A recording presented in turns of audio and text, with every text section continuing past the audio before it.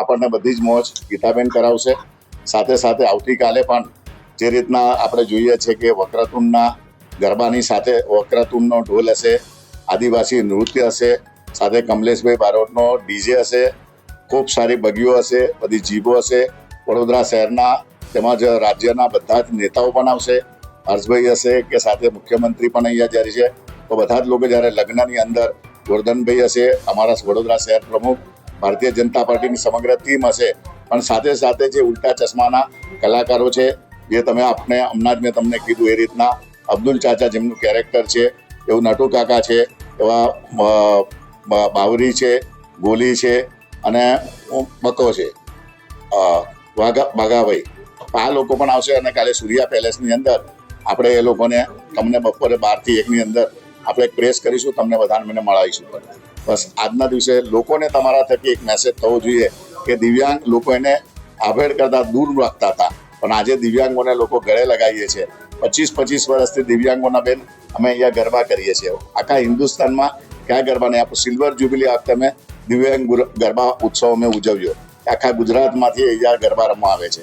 એટલે દિવ્યાંગોનું આ એક, અને જ્યારે દિવ્યાંગોને લોકો વિકલાંગ કહેતા હતા, પછી વિશિષ્ટાંગો કહેવા લાગ્યા, અને 2014માં માન્ય નરેન્દ્રભાઈએ આ એક નામ આપ્યું કે જેનું નામ દિવ્યાંગ આપ્યું છે. તો બસ આપણે ત્યારથી જ 2014થી પણ અમે નસીબદાર છે કે અમે છેલ્લા 25 વર્ષથી જ્યારે કોઈ આને ઓળખતું નહોતું ત્યારે અમે 10 લોકોના ગરબા કરતા હતા. આજે 4 થી 5 હજાર દિવ્યાંગો આખા ગુજરાતમાંથી આને ગરબા કરે છે. બિલકુલ, વડોદરા સંસ્કારી નગરી છે, સંગીતની નગરી છે.